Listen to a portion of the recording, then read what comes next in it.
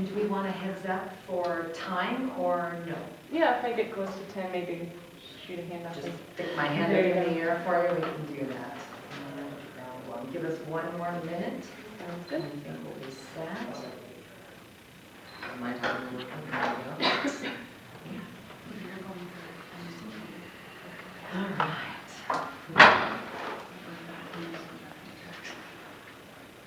Ready?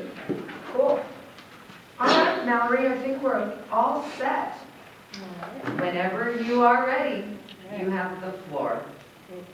Hello, I'm Mallory O'Connell. Before we get started, I'd just like to say how excited I am to have this opportunity to talk about a water issue that not a lot of people know about. I wasn't even aware of this issue until I stumbled across some images that I found to be pretty concerning. What I saw were frogs with 5 or 6 legs, aquatic wildlife with tumors all over their bodies, and what really got me was seeing a male fish that had developed ovaries. Now, after seeing this, I had to figure out what in the world was going on.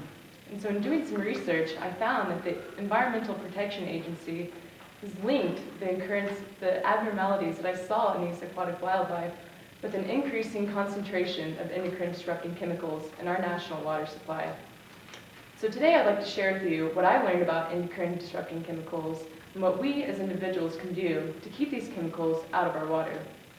First, we'll look at what endocrine-disrupting chemicals are, as well as how they're getting into the water supply. Second, we'll move to my point of what these chemicals can do to our health. And my third and final point will be what we as individuals can do to keep these chemicals from getting into our water. So first, let's take a look at what endocrine-disrupting chemicals are.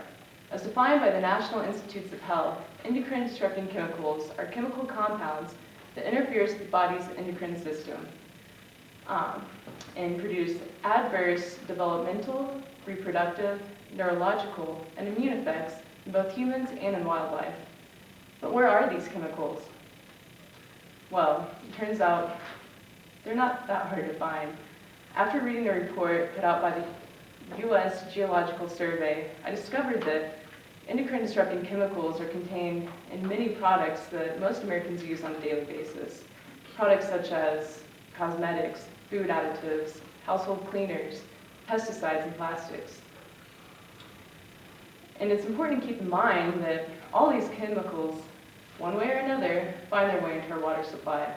So for example, if I choose to wear makeup that has endocrine-disrupting chemicals in it, then at the end of the day, when I wash my face, all of those chemicals are going to be washed down the drain where they enter our water supply. Now, I'm not suggesting everyone quit using makeup, but what I would like to see is for everyone to become more aware of what's in the products that they use, because the products that we use do have environmental impacts, and ultimately, environmental impacts translates into health impacts. So now that we know what endocrine-disrupting chemicals are and how they're getting into our water supply, let's take a look at those health impacts. As I mentioned earlier, endocrine-disrupting chemicals interfere with the way that our endocrine system functions. And as explained by the American Medical Association, the endocrine system is responsible for producing all the hormones in our bodies.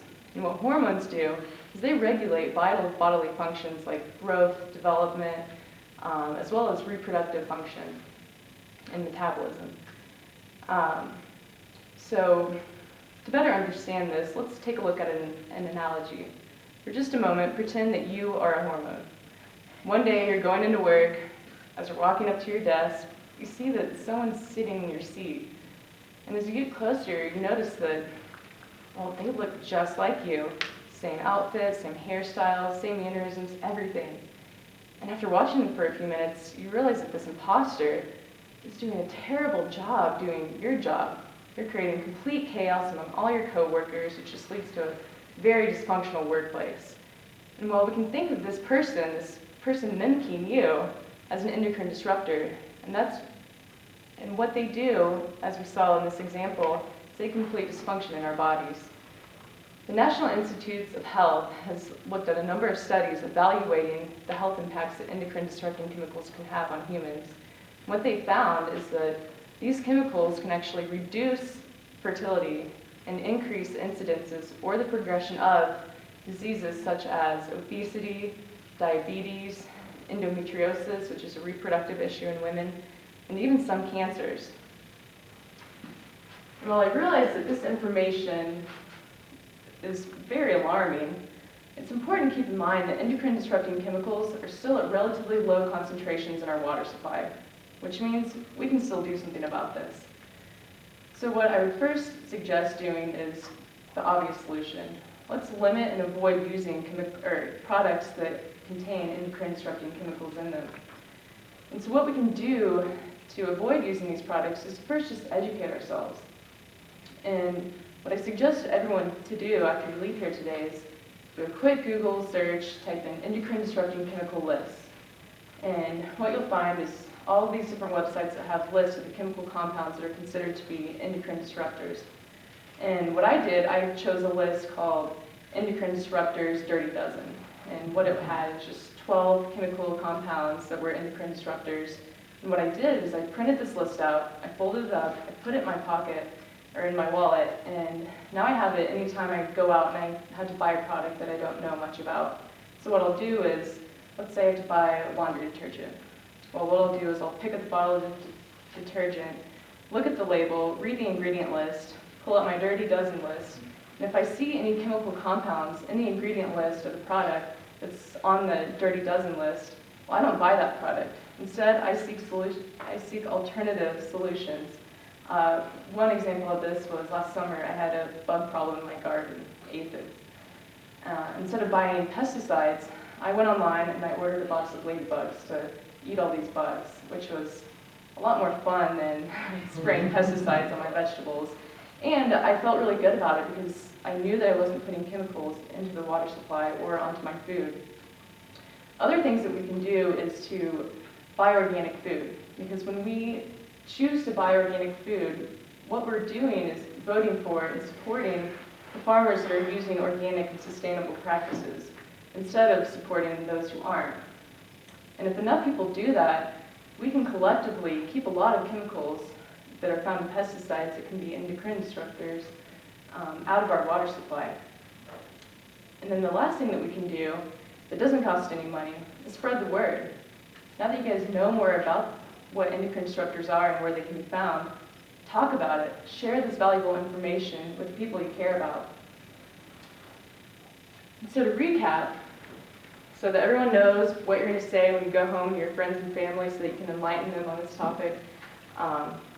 Today we talked about what endocrine disruptors are and what we can do to keep them out of our water supply. We first looked at what endocrine disruptors are and how they're getting into the water. We then moved on to look at how endocrine disrupting chemicals can impact our health. And then the last, but probably the most important thing that we discussed was what we as individuals can do to keep these endocrine disruptors out of our water. And now I realize that it's easy for us to think that what we do as individuals doesn't have much influence in the world. But I think it's important to remind ourselves that when you look at the ocean, all that it really is single drops of water that have come together.